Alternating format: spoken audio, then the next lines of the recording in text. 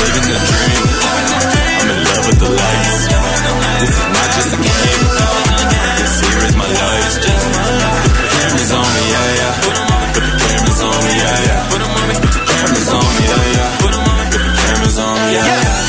I'm coming clutch, no stick shift. O-ZONE is my witness. An icon like icons. Keep your eyes on the mistus.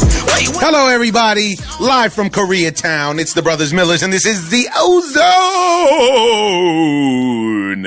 How you feeling? I'm feeling great. You came in hot. You've kind of hot all day today. Listening to the lyrics. I'm coming clutch, no stick shift. O-ZONE, my witness. Oh, that's nice. Bars. That's bars. It's bars. Shout out to Twizzy Twitch and the O-ZONE. Potentially, I'm hearing rumors it could be Google's first artist. I don't know. Sounds good. Know. You tell me. Sounds nice? Make it twice. Well, wow. We're coming in hot, folks, because the league has come in hot against us. This is a situation where potentially the O-ZONE has gotten it wrong. Could it be? Two times. And this is what we have to cover, ladies and gentlemen. We have a pressing question. Is Cody Bellinger the best baseball player on the planet? Yes. Is it possible? Yes. And also, are the Bucks advancing to the finals? No. Well, let's get straight to it. Let's get into a caller who wants to have his say, and he's coming in hot from the T-Dot. Hey, Terry. Hey, O. Just checking in. Terry, man, you got to put respect on Toronto's name, man, on the Toronto Raptors' name, man. I know you thought the Bucks would beat the Raptors and win the series. In hindsight, can you see why they lost? That's my question to you. I'm not going to break your balls. I just want to know in hindsight, can you see why the Bucks lost against the Raptors? As far as for you, O, you asked me, what are they going to do now as far as Golden State Warriors? Well, I'm going to break down my argument. First of all, Kawhi's back to finish what he started 3 years ago. He wants to avenge his injury that cost him an entire season. He hasn't forgotten what Popovich and Tony Parker and the rest of them did with their media campaign to disparage him. Without Durant, Warriors are relying on Draymond to run the offense like how they used to play. Kawhi can stop Draymond and thus stop much of what the Warriors want to do. So Kawhi would probably need to wear a protective cup just in case. The team that wins is usually the one with the best player, and Kawhi is the best player in the series. Definitely if Durant doesn't play. Warriors have never been so vulnerable, lack of depth, and injuries. They will probably have to reintegrate Durant, which could mess up the chemistry as they found a nice flow without him. The Raptors may be the best team to face them in a final, especially defensively, and the deepest team. Raptors' length on defense will be huge. Elite wing defenders, Lowry on Curry, Danny Green on Clay, Kawhi on Draymond, or Kawhi on Durant. Siakam on Draymond, or Siakam on Durant. Also, Raptors' size will make them, and the experience of their bigs, Gasol World Championship, Ibaka NBA Finals, will be a huge advantage over the younger Warriors bigs, other than Bogut. Serious breakdown going on. Maybe start Serge because he is more mobile and use Gasol off the bench to bolster bench. He can run the offense. You can run the offense through him, et cetera, et cetera. Patrick McCall has inside info on the Warriors. So our coach, Patrick McCall, has inside info on the Warriors, so that's a bonus. Raptors beat them twice this season. That's big. Raptors have home court advantage. The fans up in Toronto are no joke. Oh, you know Toronto is about that fandom life. Terry, you need to visit and see what TO is all about. The last meeting, Raptors beat Warriors by 20, and Kawhi. This is part two. Part two. This is a thorough analysis, folks. Stay with us. This is part two of my message, my previous message. Okay, so where was that? Raptors beat the Warriors twice this season. Raptors have home court advantage. Last meeting, Raptors beat Warriors by 20, and Kawhi didn't even play. All four Warriors stars played. All four Warriors stars played. That's a big thing. That's Kevin Durant, Kawhi, Klay Thompson, and Steph Curry played. All four of them. Kawhi didn't even play, and we beat them by 20. OG is coming back. Another defensive weapon in case Durant returns. Also perfect guy to defend Draymond. have not faced us. The Warriors have not faced us with Gasol. Will not know what to expect. Raptors have nothing to lose. Can play free. Nobody expects them to win. That's an advantage to us. Also, pending free agency of KD and Thompson could be a distraction, especially with recent snub of Thompson for All-NBA. Offensive rebounds have been an issue for us throughout the playoffs and has allowed teams into games. But without Cousins and Durant, the Warriors don't have the caliber of big men the Raptors have had to face so far. Vucevic, Embiid, Giannis, the Warriors don't have any of that, so we're not scared. And aren't a great offensive rebounding team. The Warriors aren't a great offensive rebounding team, although they don't miss a lot of shots, which could be why. Historically, Curry hasn't been good. All right, cut it. It's Check like a the numbers, minute left. man. You want to cut him? Run the tape. They haven't. 30. Personally, I think the Raptors can beat. I feel the Raptors. Let's go. All right. This man in Toronto needs his own podcast, ladies and gentlemen. But he laid it on us and laid it on the stick. He laid it on the stick because he's a fan. If you remember years ago when Toronto actually beat Texas in the playoffs, that same caller called in. He's a longtime listener, and he called in and he told us to put some respect on Toronto's name as a sports city. Now he's really going for it. What is your response to his question of can you see why they lost? First of all, the main reason why is because Giannis was out there literally playing by himself at this time, and he can't really shoot that well. So if he can't shoot and his other teammates don't pick him up, it's a problem. And second of all, they don't know how to close. They don't know how to close.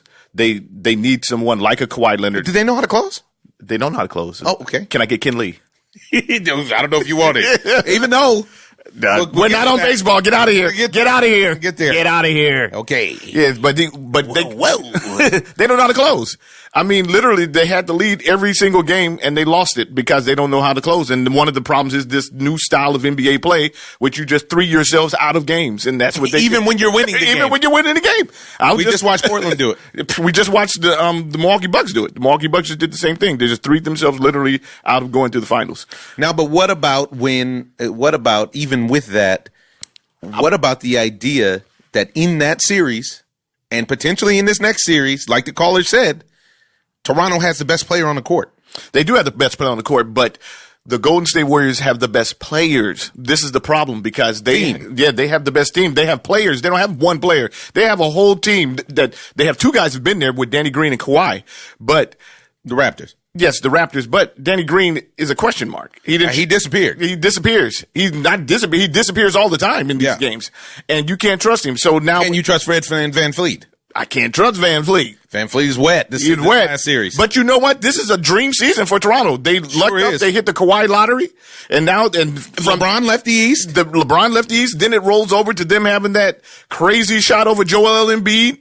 Now you're talking about them. Simmons didn't help. Exactly. Now you're talking about them. But they were going to win that series either. But I don't agree. But then you're talking about them coming back 2-0 against Milwaukee, the best team in the league. So, this maybe it's a run for them. This could happen. But I don't really believe because the Golden State Warriors are a better team without Kevin Durant. And Kevin Durant will not play. I don't believe that Kevin Durant will play.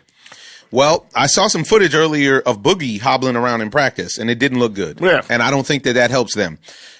To me, the Golden State Warriors are most dangerous in a thing of beauty when they make the ball itself a team member. Yes. And this is what they do better than potentially any other team that I've ever seen besides the Showtime Lakers. Nobody moved the ball like the Showtime Lakers. 3 passes and it's over. Run it. Yeah, run it. And we can't get wet from deep. However you And we have crazy defense. Monster defense. So now and we have the greatest scorer of all time. Yeah, and now when we talk about... Regardless of what everybody wants to say about Michael Jordan and LeBron James, anybody else. The greatest scorer of all time is 7'2", and that's Skyhook. Greatest scorer. 7'4". He's the greatest player. He's the greatest player of all time. Of all time. You play yourself. Everybody plays himself by saying everybody else, but Kareem is actually the greatest player of all time. Of all time. He's got everything. He's got the numbers and the rings to go with it. He's got the numbers, the rings, the MVPs, college numbers. Come on. How do you want it? I got 4 in college. I could have, truth be told, you name anybody in the history of the game that could stop him. No. Nobody. Is there anybody in the history of game that has 4 in college and then 5 or 6 in the show? Come on, man. You play too much. That's a lot of winning. It's a lot of winning. It is a lot of winning. Sure. Anyways, but yeah, that's what I'm saying. Yeah, but when you talk ball, a team member, this is when it's beautiful to watch. Yes. I have to say, I have more respect for this version of the Golden State Warriors than I do for the past iterations, only because this version, without Durant, without Boogie, because I don't care for the Warriors, and it's like playing with the team. It's like when you play video games with somebody and they play with the championship team, unless that was always their team. Right. It's just nasty. Right. But now they're weathering the storm of injury, and you're seeing why Steph Curry was 2-time MVP. Right. You're seeing why Klay Thompson, in my opinion, is the best player on their team. Right. You're seeing why Draymond Green, who stopped all of the buffoonery and crying and kicking people in the balls and this, that, and the other, and he's actually just going back to playing basketball. A triple-double machine. And his game is extraordinary. He's got a nice triple-double. The triple-double that you... Devastating. He got a Magic Johnson type triple-double. Yeah, because it's not based on points. He's based on dispensing the ball. 18, 14, 12, grabbing the 6 boards, steals. offensive boards. He's stealing the ball. He's willing to get dirty. And I'll say something. I don't see anybody like that on Toronto. That weight loss has worked wonders for him. I think Kevin Durant worked well for him by him not playing anymore. Clearly. It's changed their whole dynamic of their team. Clearly. They're way better than what, and not to knock Kevin Durant, but Kevin Durant's a monster. Yeah, he's top a monster. 4 players in the league. Yeah.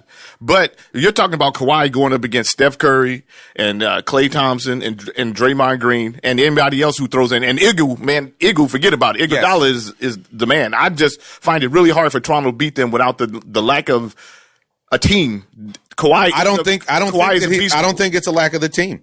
I think that the only thing that holds Toronto back is that they have a lot of guys who haven't been there, but they have a handful of guys who have been there. They don't have a handful. And I think that they're going to. I think that they can steal the first game. I think Toronto wins the first game. Well, that's I don't know whether because they're at the house. I understand, but stealing it because everybody feels like the Warriors, until proven otherwise, are the best team in the world.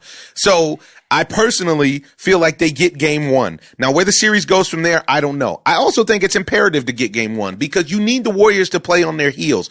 The problem that I have is that nobody ever puts the Warriors on their heels, and that's because they're great. They make sure that they don't get in that position. But in years past, it's had a lot to do with injuries of other teams, not necessarily on the Warriors, injuries from other guys, whether we're talking about Chris Paul's hammy, whether we're talking about Kyrie Irving, whether we're talking about Kevin Love, whether we're talking about any of them, Kawhi, any of them. There's always a seemingly asterisk type thing that happens. Not to say that they wouldn't have won without those, as well. You can only beat who's there. But the way that I see it is, Marc Gasol is going to be a very serious factor in this game.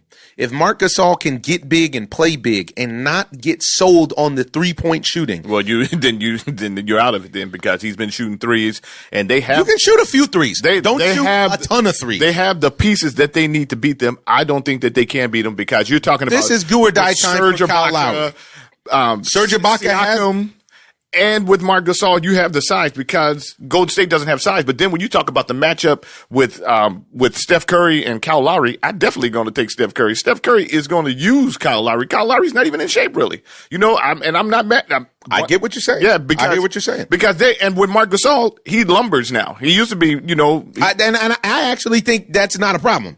Well, if you play the half-court set, but this is what I'm saying. But the Golden State Warriors are smart, and so is Steve Kerr. I take Steve Kerr over their coach, and Steve Kerr is going to run the floor, and they're not going to let him get in the half-court set. But then again, once we watch them in half-court set, they are a finely tuned machine. They move the ball so fast and efficient.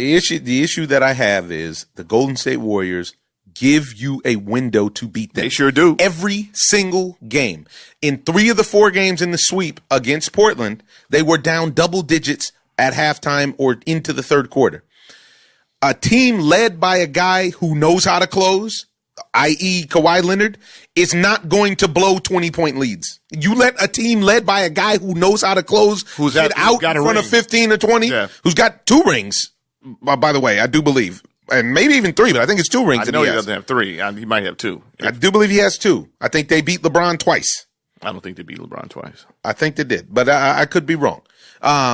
Because Tim Duncan ended up with 5, I do believe. And I think Kawhi got 2 of those. So, but we have to look and see.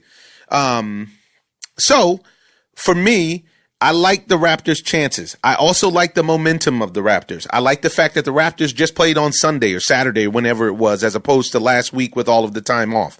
That may or may not help.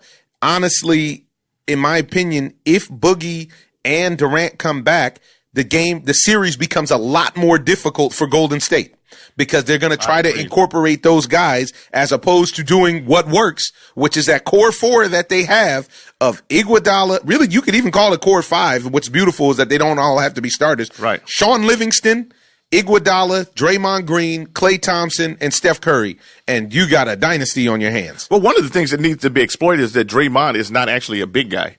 And they don't exploit.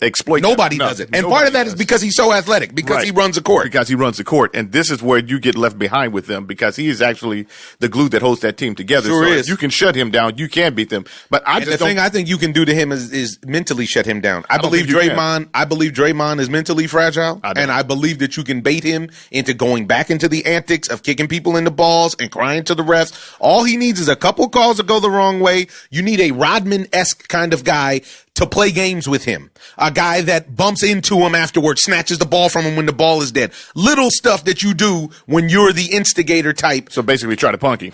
And he'll fall for it. But his ego's too big and his mental discipline is not big enough, in my opinion. Obviously, it's big enough because the dude's been winning and nobody has. There's no doubt about that. But when they've lost, it's because he's mentally weak. I think that he's grown from that. I think he may have. I think he's mature now. He may have. You may be looking at a Draymond in his smoking jacket. It may be mature. Could you pass me the ball, please? Could you, Stephen, I'm open in the center of the court. I believe the young Negroes call it the elbow. Yeah, they could be. Yeah, I really don't think that they can. I don't see enough out of them because they're so heavily dependent on Kawhi, and that's cool because I watched LeBron do the same thing, which is great. They got other guys that can go, but they haven't gone. They haven't gone. This is the problem. And OG is coming back. That's a good point that he brings up. Yeah. OG's coming back, and OG has Z. Yeah, I don't think he's going to be 100%, but he may be able to give you 8 to 10 good minutes. Yeah, I don't see how it sounds like you're looking at a sweep. I think the Golden State's going to win the first game. I think that, it might not be a sweep. Toronto might get the second one or whatever, but I think that they're going to be a little shell shocked when they go out there and play against those guys. And realize that this ain't the regular season. This ain't the regular season. Now, what do you think they about don't have fear? What do you think about those 2 games that they blew them out this year? And that was a mistake on there because I think Steph didn't play in one of those games. At one point, neither one of they didn't have their whole complement of players. Yeah, Kawhi didn't play one game, and then I think Steph didn't play another. But I think that the game is going to come down because now we're watching playoff Steph. Playoff Steph is a lot different than, especially without a Durant there. Now, what the caller said that is true is final Steph is very different in that final Steph is not dominant, like playoff Steph, if you will. Of course, because guess what you did? Normally, final Steph runs into LeBron James. That's what I was going to say because he ran into, but LeBron James is not there. So we don't have to worry about that. But it's not LeBron that guards Steph. He did, though. LeBron did guard Steph at one point to shut him down to let him know that that's when they took over the game, when they put a big guy on him. They don't have that to put on him like the Cleveland Cavaliers did. They don't have that. I think you put Ibaka on Draymond and you let Kawhi guard. No, Ibaka's not even starting. I think he might need to get in there but you you put Siakam on him, which is physically a very similar matchup. But Siakam is a little fragile. I saw Siakam playing dirty against Philadelphia. He needs to grow up. You can see it. You can see it. Well, this is his first go around, but his game is right. He may be wet behind the ear, but his game is right. What are you going to do? Because you're saying that if they get Kawhi needs to guard Klay Thompson. Yeah, but and make sure that Klay Thompson doesn't get off. Yes. You can still beat them with Steph Curry getting off. You can't beat them when Klay Thompson gets off. I don't think you can beat them with Klay. The key is to stop Draymond Green. That is the key. If you can keep Draymond Green from getting all the loose balls and doing all the grimy stuff that nobody wants to do, then you can win, a la Dennis Rodman. But if Draymond is getting a triple-double, you are not going to win because it's going to be hard to beat them with Draymond with triple-double. Yeah, because one talk about really like shut them down, but here comes Zigo. Steph is to the rack. Steps to the rack. This postseason, from what I've seen, So it's when not just threes. Yeah, when we go to position by position, because Toronto has the depth, but then we go to the coaching side of it as well. And Steve Kerr is a better coach. Everybody thinks that Steve Kerr just gives them the ball and let them put the Golden State on them. It doesn't work like that. Well, Steve Kerr is one of the only former players that I say is in the upper echelon of coaching. Yes. He doesn't panic. He played with Jordan. But he also wasn't a star player in the same way. Like, usually it's the star player that turns into the terrible coach. Yeah. In this situation, the only star player that I can think of that was a good coach was Larry Bird. I can't think of. Can you think of another star player that, other than Bill Russell, who gave you a great player coach? Right. But besides that, Vinny Del Negro was a good coach. Vinny Del Negro was a player a la Steph Kerr. Yeah. Stephen Kerr. Yeah, I know you're talking about Steve Kerr. Yeah. And, but most it's like the catcher becoming a coach. The catchers usually in baseball become a coach, and they're usually pretty good coaches. Yeah. But it's not the guy. But the guy stop will not be a good coach. Right. Derek Jeter getting down there probably wouldn't work out. Not going to work out. Because he's looking for guys who play like him. But I really believe that, I like Toronto. I've always liked Toronto, the move that they made in the beginning of the year. I just don't think that they're going to have enough to beat them just because they're deep. Their bench is deep. Toronto's bench is deep, but the discipline of the game in the finals is going to be a little bit different than what they're doing. This is the problem that I have with Golden State. But Golden State keeps up. How many times do you need to improve it? No. I didn't ask you. I didn't say that they don't win. You said you have a problem. Exactly. And I do have a problem with them is because the way that they win, they leave the door open for other teams to beat them, and nobody ever steps in except for LeBron James. Yeah, but every team in every sport, they're always, even with all the champions, there's always a window. There's always a window. Even with the New England Patriots, there's always a window where you can get the Patriots, right? But for some reason, they always have Lady Luck on their side. Lucky lady.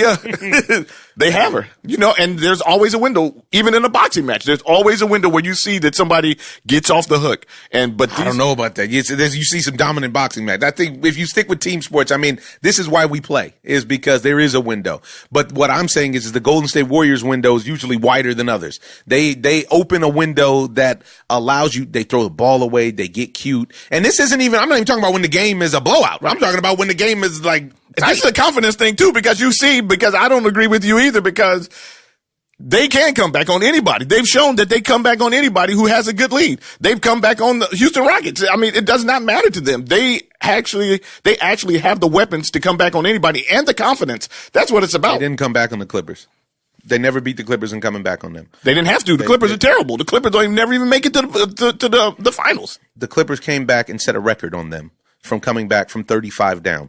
Then that's one game out of how many played? How many games they played? They played like 20 games against the Clippers. And the other game that the Clippers, I'm talking about in the playoffs, and the other game this year, and the other game that the Clippers won, the Clippers were up. It wasn't. And who was playing? Kevin Durant. Kevin Durant's not playing now. I'm not going to jump in and act like Kevin Durant's the work of the devil. I'm not saying that he's the work of the devil. I'm saying that it's a different ball game the way that they play the game when he's on the court. And I agree. Knows that. I agree. I don't think that Toronto's going to beat them. That's how I'll put it. Although they beat Milwaukee, I agree. Milwaukee, I have to eat it. Milwaukee didn't get it done. But I'm not even a Warriors fan. I just know that they win. They get the job done. They have parades in Oakland. I can tell you that much. Now, what do you think is going to happen with Milwaukee and their team? If they can re-sign, I would rethink. They're talking about re-signing Chris Middleton, and they need to re-sign Brogdon. I really like Brogdon. He came back. He was a little rusty, but he still looked effective. And then I would definitely sign Lopez. But Chris Middleton didn't really show up enough for me. He did not. Yeah, and I have to question that, because I know that he's never been there. But this shows you sometimes where a guy is. It's, a lot of times. You need to for him to perform when you need a big performance. So they're shutting Giannis down. They're building a wall. They're going a la Trump on him. They're building that wall. He can't get through. And then, and he's not getting calls because he really got ripped off for as far as being a superstar, getting calls, but they're not, you need some help. And Chris Middleton didn't come through. It's like J.R. Smith didn't come through for LeBron. The main person that didn't come through was Eric Bledsoe. And that's Eric Bledsoe was not bad, but he was not great. No, he wasn't good enough. He wasn't at good all. enough. And this is for Eric Bledsoe against Kyle Lowry, and then against Fred VanVleet. This should be like he should have a wallop. This is Chris Middleton that was playing against Fred VanVleet. No, he wasn't. They rotated. VanVleet's a point. But they have them both on the court at the same time. When they have Lowry and VanVleet on the floor at the same time, then Chris Middleton's usually, that's his assignment, and Chris Middleton let the squad down. Chris Middleton didn't get it done. I mean, yeah, he didn't get it done, but neither did Eric Bledsoe. I'm very disappointed in Eric Bledsoe's work because I remember watching Eric Bledsoe play not only all this season and half of last season, but I remember watching him play for a couple of years in Phoenix and him lighting it up. Anytime any marquee team came to town, he wanted to let them know, hey, I'm just on a bum squad, but if I can light you up. I can light you up. I got it. My problem with all these teams nowadays, even with Giannis as well and LeBron, is that these guys start bringing the ball up. The point is not the point anymore, and that's a problem. Because then what does he do? He has to learn how to play off the ball, and Giannis turns into the distributor, and that's not really his job. I know that you guys need to work on getting him the ball, and he can work without the ball, but they give him the ball. Giannis brings the ball up and drives to the rack and kicks it out. Yeah, he needed some work on his game as well. I need some more post moves. I saw some great one-on-one defense against him from Serge Ibaka. Actually, that wasn't the wall, where he made some nice moves and then he came up with the pterodactyl arm a couple times. But it is what it is. The kid's still 23, 24, whatever he is, he's a young guy. He's going to be back and he's going to be great. Now, moving on, but staying in the world of the NBA, what in the hell is going on with the Los Angeles Lakers? We've seen this debacle, this whole situation fall apart with Magic Johnson and leaving, and now him making that appearance on the first take on the same morning that they announced a new coach, Frank Vogel, and so on and so forth. Now, the story on ESPN comes out and says Rob Pelinka, who Magic called a backstabber, made up some story about how Kobe Bryant was so enamored with Heath Ledger's performance in The Dark Knight that he told Rob, his agent at the time, hey, give me a meeting with this Heath Ledger guy. I want to see how he locked in for this role. The performance was fantastic. So Rob Pelinka goes on and on and on in a motivational speech to the guys about how he set up Kobe and Heath Ledger had dinner and spoke about it and blah, blah, blah, and blah, blah, blah, and helped him become more Mamba-esque and so on and so forth. And then you saw it on the shoes, and Kobe wears Dark Knight type shoes and blah, blah, blah as an homage to the film. Only problem is Heath Ledger died 6 months before the movie came out. and Christopher Nolan, who is the best director in the world, in my opinion, and who did The Dark Knight, Christopher Nolan has been on record saying that the film wasn't even completed to be viewed at that point. So Rob Pelinka's lying again. Yeah, but why? This is the point. Motivation. Why? To motivate the guy by any means necessary. Yeah, it doesn't make any sense, but very fine people on both sides of the rally in Charlottesville. Pretty much. Because you're talking about Rob Pelinka, who probably shouldn't even be involved in basketball decisions, overstepping his power. You know what I'm saying? But he was given this power. Yeah, but he was given this power, which actually hurt the team in the long run. But now we're hearing also about LeBron James's, agent stepping in and trying to get Luke Walton fired. I mean, it's just a debacle over there. There needs to be some kind of control. Somebody needs to get the reins, get control of this team, and just say, hey, listen, this is how it's going, and this is how it's going to be. And if you don't like, they need one person. Yeah, you need to roll. Yeah, they need one person, and because it's all over the place. That one person should have been. And I was listening to the sports radio, and they had a great point. Is the first call that should have went out after Magic bounced should have been to Pat Riley, and Pat Riley spoke and said nobody called him. And, not that he would have necessarily jumped, but you never know. Yeah. Should have been Pat Riley. Should have even been Phil Jackson, who said he doesn't have any interest.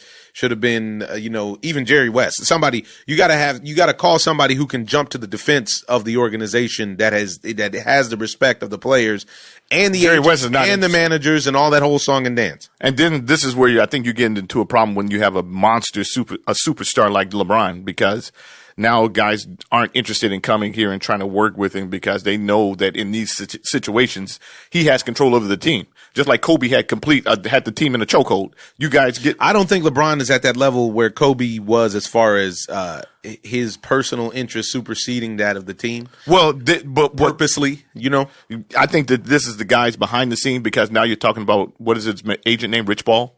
Yeah. This guy behind the scene was lobbying to Adam Silver and everybody else to get Luke Walton fired. Really? Yeah. I didn't hear about that. Yeah, it just came out literally a few hours ago, and it's not acceptable because that's not any of his business. That's LeBron's guys in his stable trying to make decisions for a basketball team that they're not playing on. Well, which is the same. You could argue about the same funny business because he also represents AD. Yes, yeah. That Clutch Sports that they have. There's a lot of and then also it's all a Game of Thrones for power again, right? And then Silver asked him, who is it that he would recommend then to be the coach of the Lakers? He said Tyronn Lue. Oh, wow. And so I'm so glad that the Lakers did not bite into that. They bought. The only thing that they didn't know. They didn't because they didn't. The only issue became their insistence on hiring Jason Kidd and the 3-year deal. I don't need Jason Kidd or Lue. These are the two that they did. Well, now they got Jason Kidd. Jason Kidd is on with Vogel. Vogel agreed, and he agreed to the 3-year deal, and he agreed to the thing. But in real life, the Lakers organization has been a debacle since Kobe Bryant tore his Achilles. Yes. They haven't. And then they threw some money at him that they shouldn't have thrown at him. They gave him a golden parachute, and he had to take that cheese. Oh, no doubt. I mean, you guys know, I messed up. I messed up. You saw me tear my Achilles, but okay. And then from that point forward, he was looking like the mummy for the rest of his career on the sidelines, wrapped up, iced and wrapped for the whole every time. But wow, yeah, crazy situations going on in the league. Yeah, I don't know where they're gonna go from here.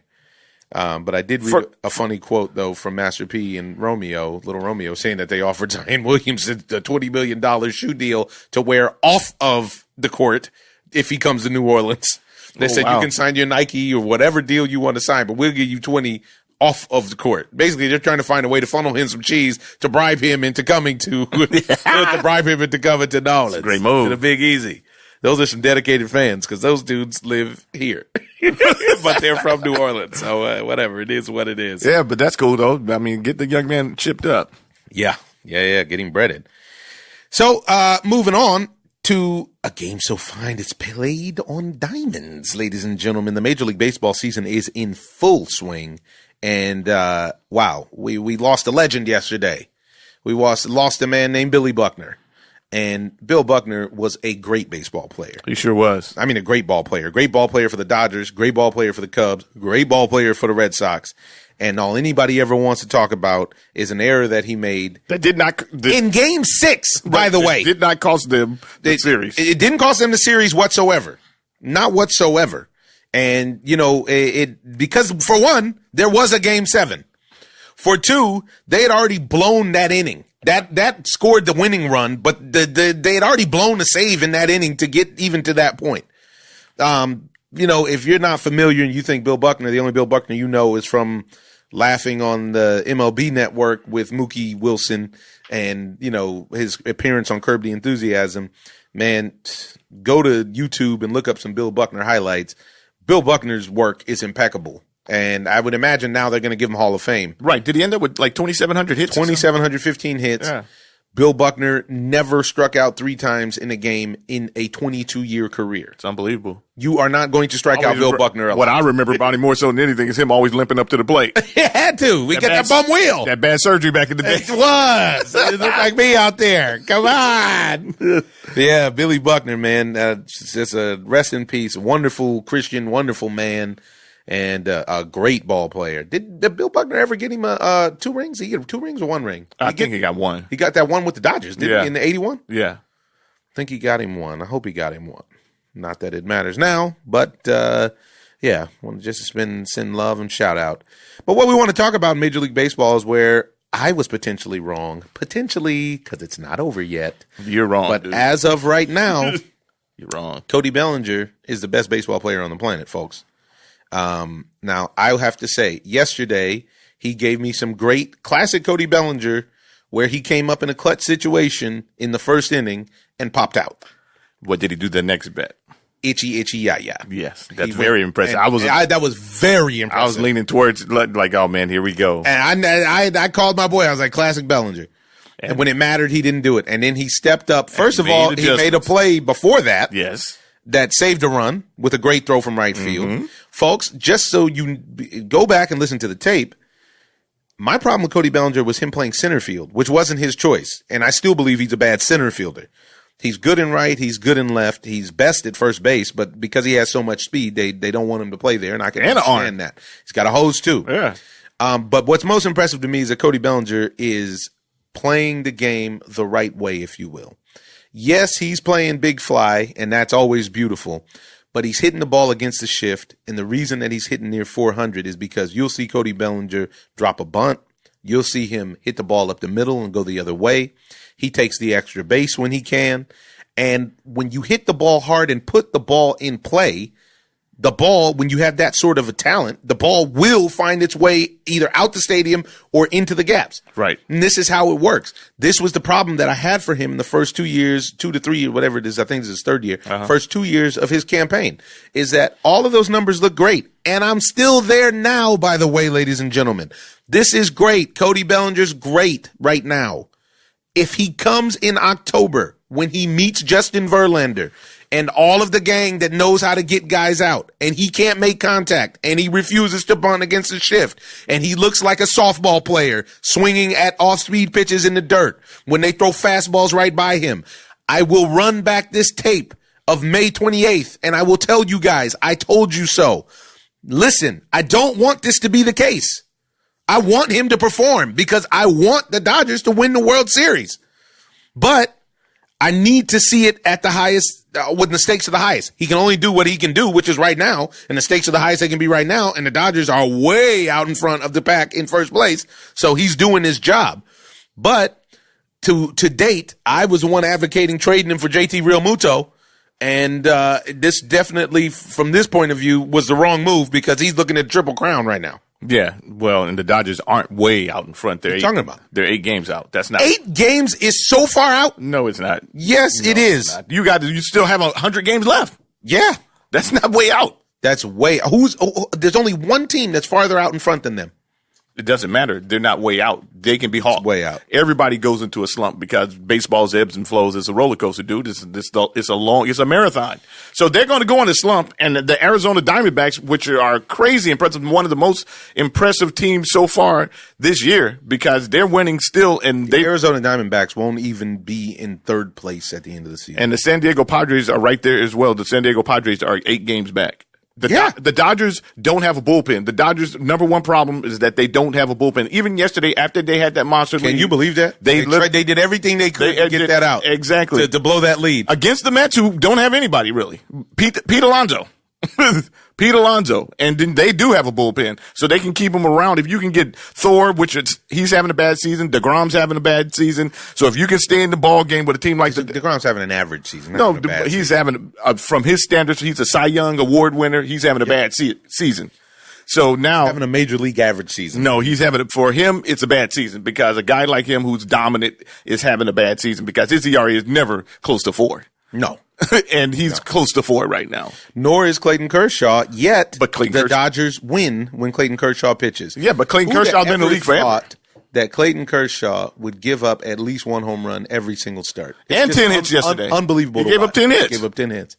And still snug him a dub. Snuck him a dub. That's because he's crafty now. Look at CeCe. CeCe, I thought CeCe was finished a few years ago. Oh, wow. And CeCe. Still, to this day, nobody in sports has lived up to the big contract like CeCe Sabathia. Yeah, CeCe wins. CeCe knows how to get guys out. Clayton Kershaw knows how to get guys out. And Clayton Kershaw is going through that process right now about learning that he doesn't throw 95 anymore. He's throwing 88, 89. On a good day, he might throw 91. And with that, he has to learn how to pitch. So now he's giving up more long balls, but the better or the longer he pitches like this, the more effective he's going to be. He can still stay around the league forever. Just soft tossing. Yeah, because his curveball is still devastating. And his slider. And he's got a little cutter because you can't differentiate. Say it for me. Differentiate. There it is. Between that cutter and that fastball. And that's crucial, man. So that's keeping him in games. He only gave up 3 runs yesterday. Gave up 3 over 6. Yeah. Quality start, man. What do you want from him? He gave up 10 hits. I don't want 10 hits. I don't want my ace to give up 10. I don't need Ace to give up 10. But what can you do? And he acknowledged that after the game. Yeah. He had a great post-game interview. I don't know if you did saw it. it. I didn't see it. Yeah. Where he said, well, I don't really have much good to say about my start. It was pretty terrible. He goes, but it sure is good to be on a great team. He said, and it's very difficult to pitch for a good team, to find a good team. He goes, I know a lot of pitchers in the league who, are not on good teams. He goes, in a game like this, the win-loss can be deceiving because I got picked up offensively and defensively. He goes, I could have easily gave up 5-6 runs and not put us in a position to even compete in this game. Cody Bellinger saved him twice. He saved Kenley, actually. Yeah. He didn't save him twice. He saved Kenley. Yeah, he saved Kenley. He saved the Dodgers. Yeah. For sure. Well, that run that he saved, that probably gave Clayton Kershaw a couple of extra innings, the one that he threw out at the plate. Early. Yeah, First early. inning. Yeah. You know, it's the Dodgers to me. I still don't feel like they're going to win it all because, like I said, the bullpen is, unless they pick up somebody. Well, you're talking about it's early. It's really early. For one, come Sunday at 2 a.m. is when everything's going to change because all of these That's where it teams hits the fan. Stops with this compensatory draft pick and blah, blah, blah. So we'll see Craig Kimbrell get signed. We'll see Dallas Keuchel get signed. We'll see all of these guys. Now, do you think the Dodgers are in play for any of these guys? I hope that they're in play for Kimbrell. Actually, because Kenley. Now, did you hear what they said in the broadcast yesterday? About what? They said that Kenley Jansen was sitting with Rick Honeycutt, and Rick Honeycutt actually has been running back tape after tape after tape and realized that there's been a mechanical difference in Kenley over the past 6 months or something like that, dating into last season. And in that, since Kenley watched the tape and saw the mechanical difference, he's had 2 clean outings. I don't believe it. His velocity is down first and foremost. I mean, I'm just telling you what. And they, even what when Mariano was about to retire, Mariano was still throwing like 95, 94, 95, which makes his cutter even more devastating. He'll just cutter fastball. That's all I got for you. And sometimes I don't even throw a fastball. I just straight cut. At the end of the day, all he was throwing was a cut created. And your mind couldn't even process it. Your processor, you wasn't running fast processor. No. You know, and Kenley is throwing a flat cutter. And I don't think that it's a mechanical thing. I think it's just a digression. We'll see. Now, somebody who's having an absolutely fabulous season that nobody talks about, I talked about him last week, and I'm going to talk about him every week because he deserves it, is this kid Josh Bell. He had a great rookie year. Then he had a tough sophomore campaign, and he is back, man. This dude is a force. If you look at the stats, he is right behind Cody Bellinger. Yeah. I mean, he's well behind him in batting average at 340, which, by the way, folks, is no slouch.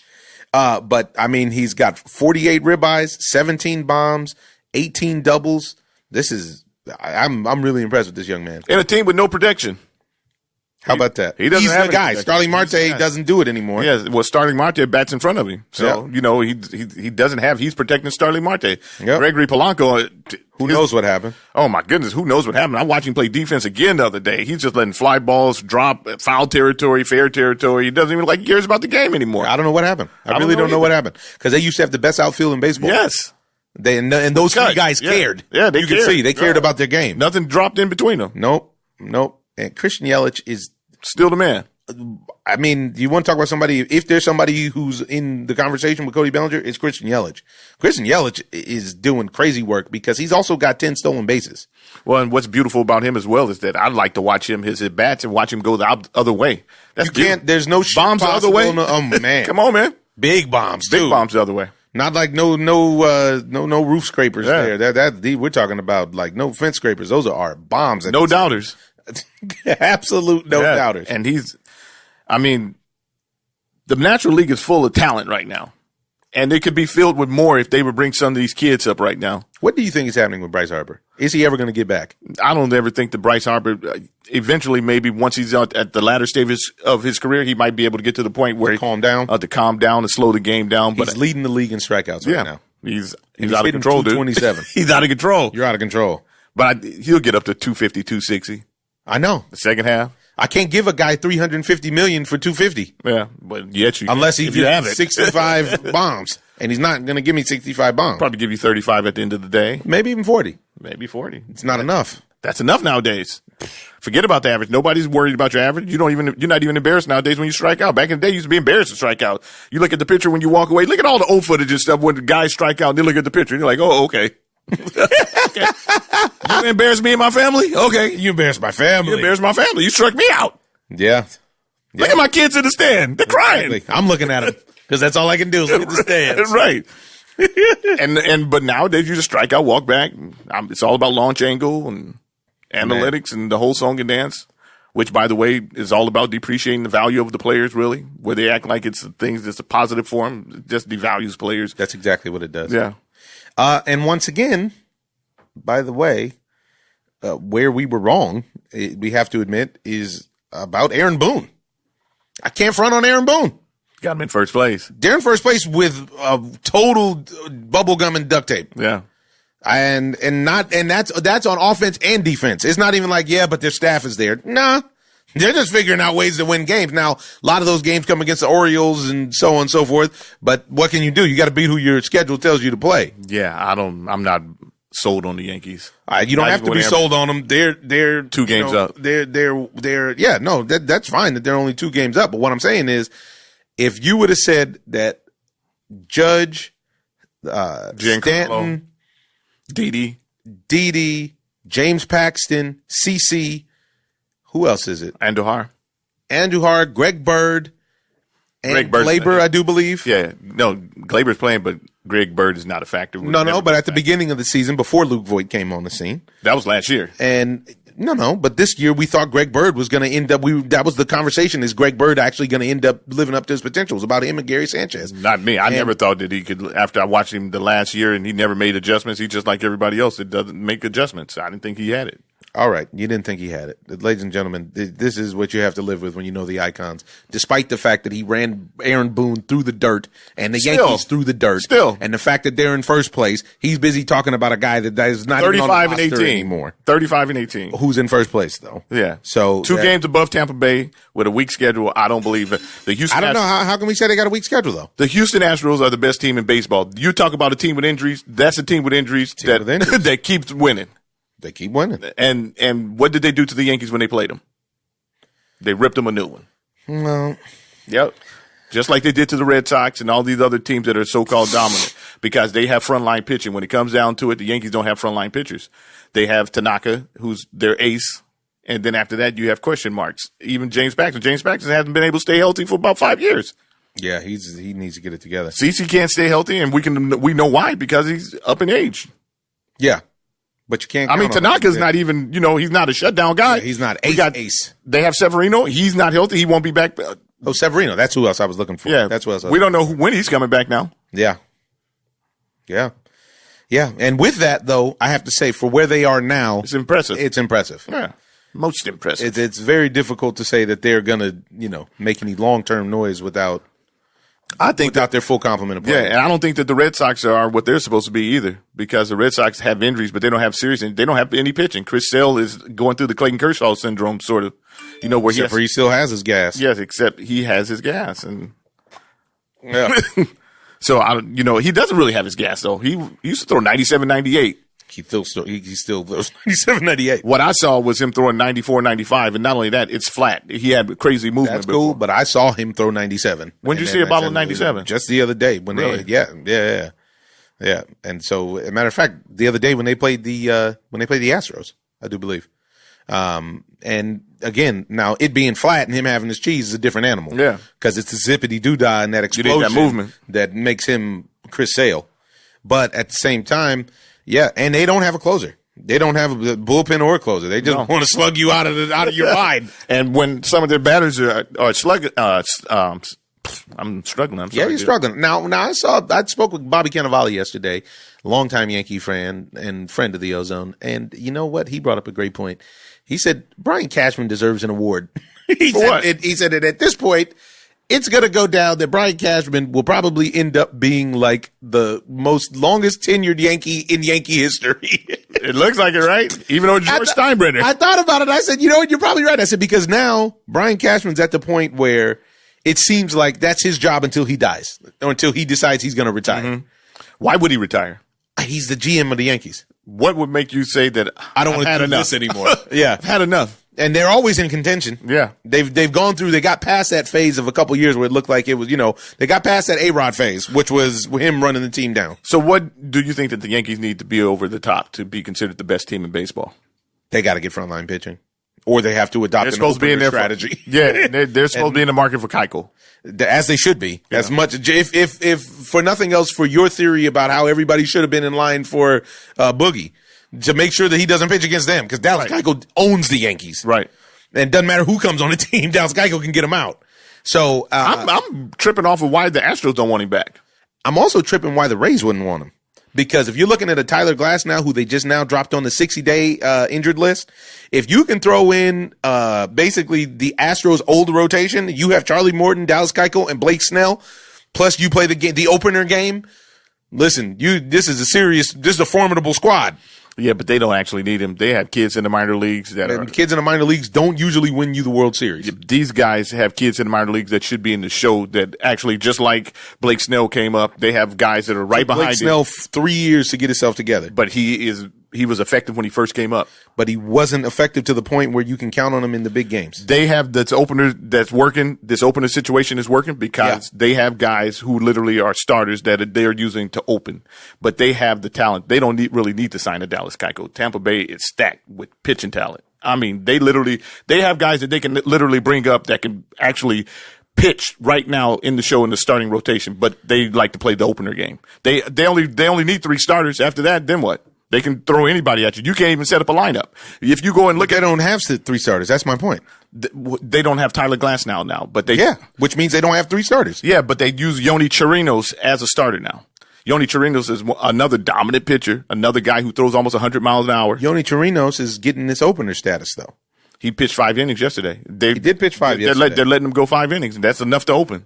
That's enough to be a starter. You only need 5 and dive. That's what everybody does nowadays. That's what everybody does. I don't know. I'm not crazy about Oakland is a problem. If Oakland sticks around long enough, Oakland has a bunch of kids in the minor leagues too that they can bring up. That's going to be a problem. That should be pitching in the show right now. But that bad CBA is holding down all the talent that they need to bring up to be competitive.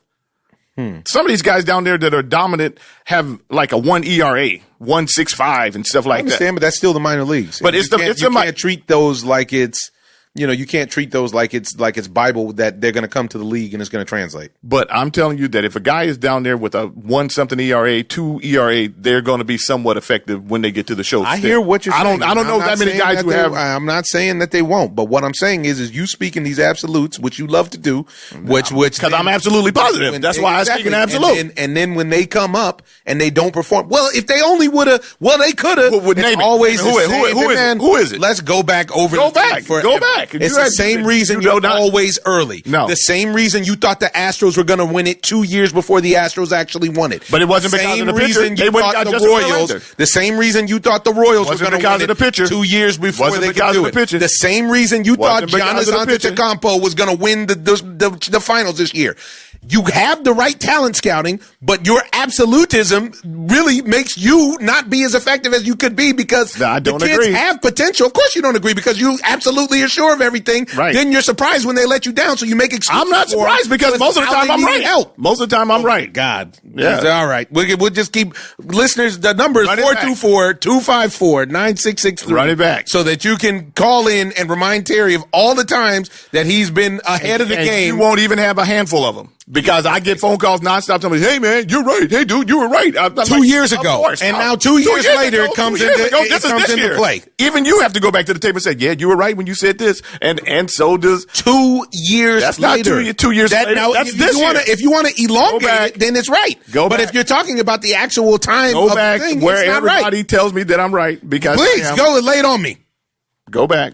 I don't have to. I already heard it. Yeah, okay. That's what I thought. Yeah. There you go. Once again, folks, you see who we have to deal with. The Walking Podcast, Terry the Contrarian, who once again is right about something that he can't decide what it was. What are you talking about? I'm telling you that if you let this young talent come up, they're going to do what they're supposed to do. You're bringing kids up that throw 100 miles an hour. I don't care who you are. It wins. It wins. It wins.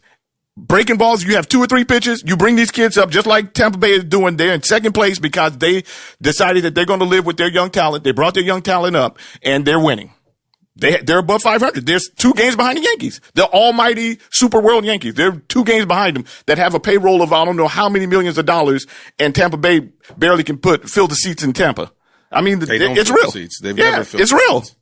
And they have the talent to keep on pushing them out. So I wouldn't sign the Dallas Keuchel.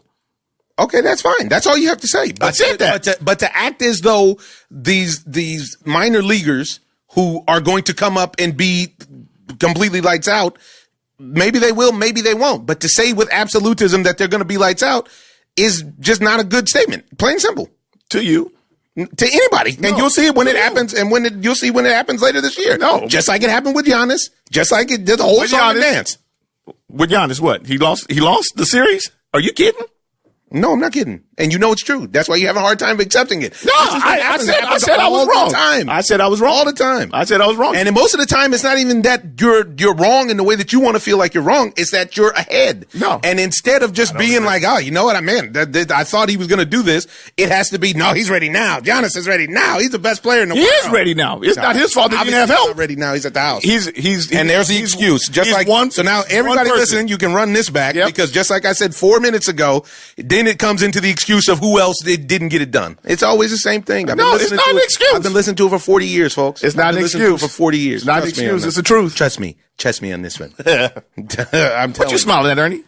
Because Ernie knows too. Ernie doesn't even know about sports. And Ernie, I know you don't know about sports. He knows about sports. No, he doesn't know about that either. But then he sit around and he listens to you bump your gums about being right, which I am, because he knows people like, hey man, he was right when he said, okay, go ahead. Sure. I want you to play that call. That's a call I want you to play. It's a call when somebody says, oh, hey, you were right. And I want to say it just like that. And when they say that, when I play the call that they said that I was right, what are you going to say? I'm going to say, wow, that was 1 in 1,000. No. I'm sorry. Exactly. Please play it for me. And then I'll know. And then I'll say, I'll have it for you next episode. Then I'll say, okay, I'm sorry. That's exactly what I'll say. But I won't have to say that because it'll be 2 years from now before any prediction. Your boy Next Victim came on and said I was right. About which part? I don't know, but oh, what a surprise! Anyway, I don't say. Moving on with this buster talking to nonsense, the absolute nonsense. We move on to the world of boxing, folks.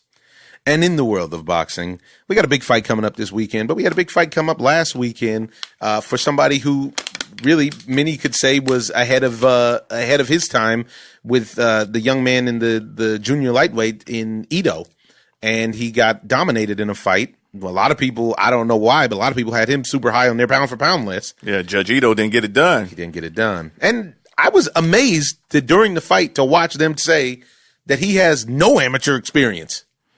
I'm not amazed about that, but still, I always feel like everybody's jumping the gun. You talk about jumping the gun. It's the same thing with Lomachenko. Everybody jumps the gun. They give these guys pound for pounds, and they don't have anything under their belt to validate them being pound for pound. Well, the thing that Lomachenko has under his belt is that if he has 13 fights, 7 of them have been against world champions, or 8 of them have been against world champions, and he's beat them. So that's different than saying a guy, and Lomachenko has an extensive amateur career. This guy has no amateur career. When I say no, I mean actually zero, like 0 amateur fights. He just decided to start fighting. He practiced, and then he became a pro, and then he started winning. So that's the hype machine turned on, and he was the pound for pound, one of the pound for pound at that point. I mean, he won, and he's been winning. It's not like it's not like he hasn't been winning. What's his record? But I don't know. You can look him up. Look Ito up. And while you're at it, look up Kawhi's championships. But I think that in that fight, he ran into somebody with more skill and ability than him, because he was almost like a baby Wilder in a certain degree, because he was really going for that right. Like he was really looking for that right hand. Well, and once again, they took it from him, and he was a fish out of water, because that guy took his right away from him, and he didn't know what to do. Yeah. So that went down, and then you saw the situation with that's coming up this Saturday, a big fight that unfortunately isn't the fight that we were supposed to see, because I really did want to see Anthony Joshua face Jarrell Big Baby Miller, who couldn't find any plasma in his blood, only juice. And now he's fighting Andy Ruiz, and Andy Ruiz is saying all the right stuff. He's talking a good game, saying that his styles should be a problem for Anthony Joshua, so on and so forth. The champ, I haven't even heard Anthony Joshua speak about Ruiz. In every press interview that I've heard about this fight, all he talks about is Wilder and Fury. And he, from time to time, when in the middle of talking about Wilder and Fury, he'll drop on, but I'm not overlooking the Ruiz, while he is clearly overlooking Ruiz. It's a dangerous fight, because any heavyweight can put you out, and Ruiz does have a punch. That's the one thing that he said. He goes, the thing that Joshua said that I respect a lot is he said, I don't understand why Fury and Wilder are stretching out fighting me. He said, they're only making it worse on themselves.